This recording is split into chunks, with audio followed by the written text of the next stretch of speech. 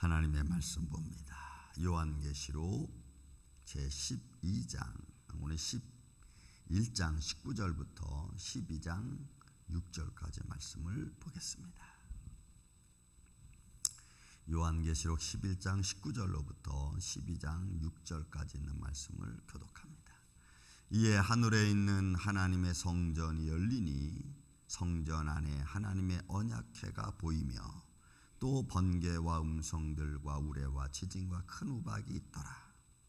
하늘에 큰 이적이 보이니 해를 옷 입은 한 여자가 있는데 그 발 아래에는 달이 있고 그 머리에는 12혈의 관을 썼더라.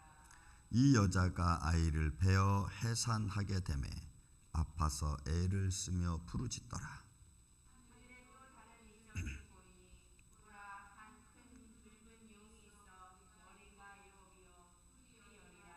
그 여러 머리에 7 왕관이 있는데 그 꼬리가 하늘의 별 3분의 1을 끌어다가 땅에 던지더라. 용이 해산하려는 여자 앞에서 그가 해산하면 그 아이를 삼키고자 하더니 여자가 아들을 낳으니 이는 장차 철장으로 만국을 다스릴 남자라. 그 아이를 하나님 아빠 그 보좌 앞으로 올려가더라. 그 여자가 광야로 도망하며 거기서 1260일 동안 그를 양육하기 위하여 하나님께서 예비하신 곳이 있더라. 아멘. 자, 이제 이 요한계시록 12장에 이제 여자와 용에 관한 이야기고, 그 여자 용에 관한 이야기 앞서 11장 19절에 보니까 사도 요한이 뭘 보냐면 하늘에 있는 하나님의 성전이 열렸다라고 했습니다. 이 하나님의 성전이 열렸다는 말을 어떻게 표현할지 모르겠지만 하나님의 영광이 사도 요한에 보여진 거죠. 그리고 그 성전이 열리니까 그 성전에 하나님의 언약궤가 보입니다. 그러니까 성전이 열렸다는 말은 하나님의 성전에, 이런 구약적으로 말하면 성전이 있고 그 성소가 있고 또 지성소가 있었죠. 그러니까 결국은 하나님의 영광이 열린 거죠. 이거는 하나님의 나라가 열린 것을 지금 사도 요한이 본 것입니다. 하나님의 성전이 열렸다니까 이거는 하나님의 성전은 곧 예수 그리스도의 몸이고 하나님의 나라를 다스리는 곳이니까 하나님이 다스리는 하나님의 나라가 열려서 지금 보게 되는 겁니다. 그리고 그 성전 안에는 하나님의 언약궤가, 하나님의 언약궤는 사실 이거는 지성소를 말하는 거고 하나님의 보좌를 말하는 겁니다. 그러니까 지금 사도 요한은 하나님의 나라가 열리는 걸 보았고 그 열림 안에서 하나님의 영광, 지성소, 하나님의 보좌를 지금 보고 있는 것을 말하고 있는 겁니다. 그러니까 여러분, 그 황홀감이라고 하는 것은 인간의 말로는 표현할 수 없는 그런 분명한 그가 보았고 본 사실에 관하여 증거하는 거니까, 우리가 1장에서 보았지만 그는 보았고 그 본 것을 증거하는 거니까 우리는 이 말씀을 믿습니다. 그런 하나님의 영광을 그가 보고 언약궤가 보이며 또 번개와 음성과 우레와 지진과 큰 우박, 그러니까 이거는 하나님의 영광과 권위와 거룩함과 하나님의 진노와 또 하나님의 심판과 이런 이 포함되어져 있는 번개, 음성, 우레, 지진, 큰 우박, 이게 우리는 그냥 상식적으로 알고 있는 것들이지만 그러나 이것은 하나님의 영광 속에서 하나님의 성전 안에 있는 거니까 이거는 하나님의 어떻게 보면 거룩함입니다. 하나님의 거룩함의 권능들입니다. 하나님의 거룩함의 권능들이죠. 그러니까 이 권능들이 있는 것을 지금 사도 요한이 보고 있는 겁니다. 그 권능들의 표현을 이렇게 한 것 같아요.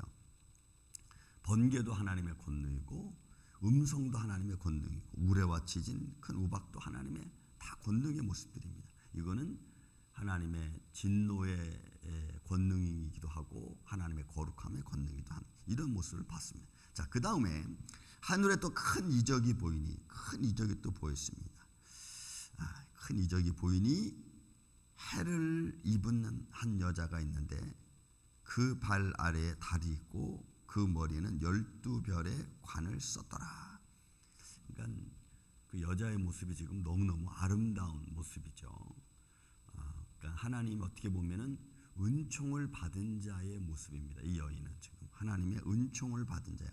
해를 입었고 그 발에는 달이 있고 머리에는 12별의 관을 썼으니까 이거는 하나님의 큰 은혜를 은총을 받은 여인의 모습입니다.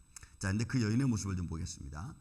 이 여자가 아이를 베어 해산하게 되매 아파서 애를 쓰며 부르짖더라. 그러니까 여인의 모습이고 또 여인이 마땅히 해야 될 그런 모습을 지금 본 거죠. 그러니까 여인이 아파서 애를 부르짖는 것은 뭐 여인의 모습이기도 하지만 장차 일어날 일에 대한 모습을 예표해 주는 것이기도 한 것입니다.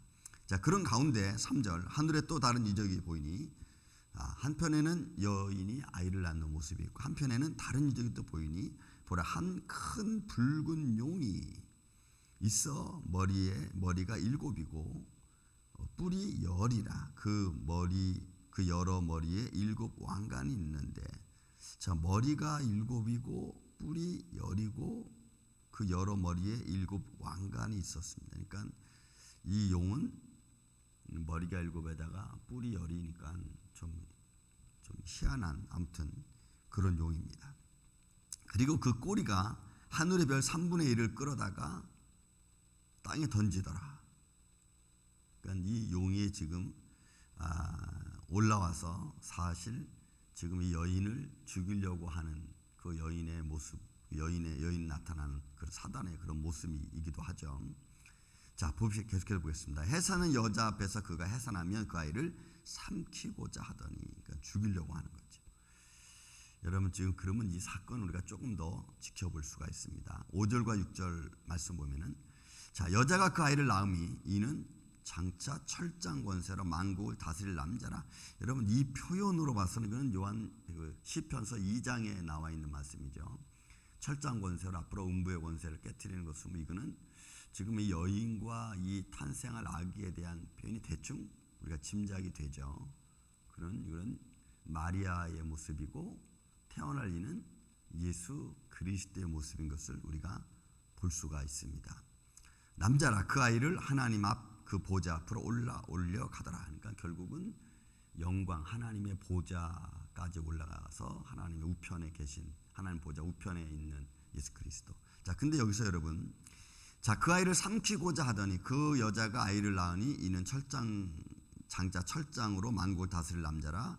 그 아이를 하나님 앞과 그 보좌 앞에 올라가더니 그 여자가 광야로 도망하매. 그러니까 예수님의 탄생과 그 다음에 예수님의 도망이 이제 우리 마태복음 2장에도 나오고 또 마가복음에도 나오고 누가복음에도 나오죠. 그래서 헤롯이 그 동방박사 이야기를 듣고 2살 아래 아이들을 다 죽이죠. 베들레헴.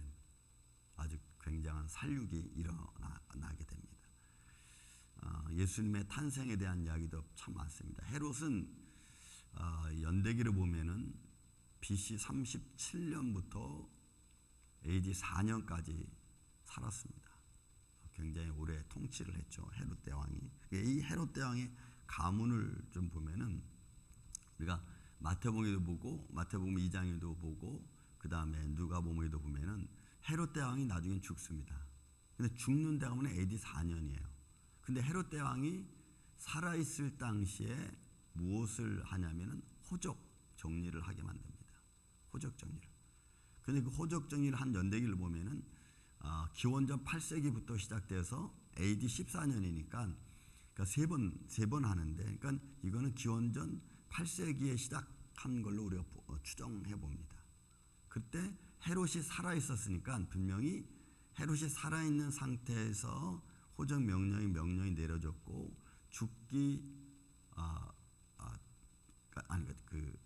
제가 말씀을 잘못했습니다. 그 4년 AD 그러니까 BC 4년에 죽습니다. BC 4년에 헤롯 대왕이 죽어요. 그러면 BC 4년에 헤롯 대왕이 죽으면은 예수님의 탄생은 그 이전이 돼야 된다는 거죠. 왜냐하면 헤롯이 살아있을 때 예수님이 탄생했으니까. 그렇죠. 그래서 BC 4년으로 보는 학자들도 있고 BC 4년 조금 전 5년이나 6년이나 이렇게 보는 시간이 있으니까 예수님의 시각이 태어난 시각이 정확하게는 않습니다. 다만 그렇게 추정하는 겁니다. 왜냐하면 헤롯 왕이 살아있을 때 예수님이 탄생했으니까. 그리고 아켈라오가 왕이 되고 이스라엘을 다스렸으니까 그럼 AD 6세기까지거든요. 그러면 예수님이 애굽에서 살았을 시간이 얼마나 되느냐 이런 거 우리가 추론해 보는 거예요. 근데 여기 보니까 이렇게 돼 있어요. 6절에 보니까 그 여자가 광야로 도망하며 거기서 1260일, 여러분 이 1260일이라는 것이 우리가 11장에서도 봤죠. 1260일, 그러니까 3년 반입니다. 1260일은. 그러니까 1260일 동안 그를 양육하기 위하여 하나님께서 예비하신 곳에 있었더라. 그러니까 1260일 동안 하나님이 예비하신 곳은 여러분 요셉이 마리아와 예수님을 데리고 어디로 피난 갔죠? 애굽으로 갔어요. 그리고 1260일로 표현했으니까 이 1260일도 그냥 상징적인 숫자인지 아니면 정말 3년 반이라는 숫자인지 이건 쉽지는 않아요. 그렇지만 이건 날짜로 따지면 3년 반입니다. 1260일은. 그러면 그렇게 해서 거기에 계셨고 그리고 오신 거죠. 그리고 오신 거예요. 여러분 보세요. 양육하기 위하여 하나님이 예비하신 곳에 있었더라. 그러니까 결국은 예수님이 탄생하시고 예수님이 탄생할 때 사단은 예수님을 죽이려고 그죠? 아직 살육을 벌렸잖아요. 육신적으로 헤롯 대왕이 살육을 벌였잖아요. 그 헤롯 대왕이 자기 왕권 수호를 위해서 굉장히 아주 아주 집약적인 생각을 갖고 있던 사람이 그래서 이 왕권 수호를 위해서 자기의 친자식도 죽인 사람이 헤롯 대왕입니다. 그러니까 왕권에 대한 집착이 굉장히 심한 사람이에요. 그런데 동방박사 얘기를 듣고 이스라엘 왕이 태어났다고 하니까 그냥 보고 갈 수가 없는 거지 헤롯 대왕이. 그래서 결국 피신한 거니까. 그래서 이 지금 여자와 용의 관계는 지금 사단이 육신으로 오시는 말씀이 육신되어 오시는 예수 그리스도의 나심을 찾아가서 죽이려고 하는 거예요. 헤롯을 통해서 정치권을 통해서. 근데 하나님이 그 길을 피해서 하나님이 피한 곳 본문에 있는 말씀처럼 하나님이 예비하신 곳에 계셨다가 이제 올라오는 그런 모습인 것을 우리가 볼 수가 있습니다. 그러니까 이거는 벌써 사도 요한이 하나님의 영광이 어떻게 이루어지고 영적의 세계에서는 어떤 환경 속에서 되어지는가를 지금 사실 보고 있는 거죠. 그래서 그 베들레헴에서 2살 이하의 아이들이 죽은 것은 여러분 너무나 모세 이야기하고 똑같죠. 비슷하죠.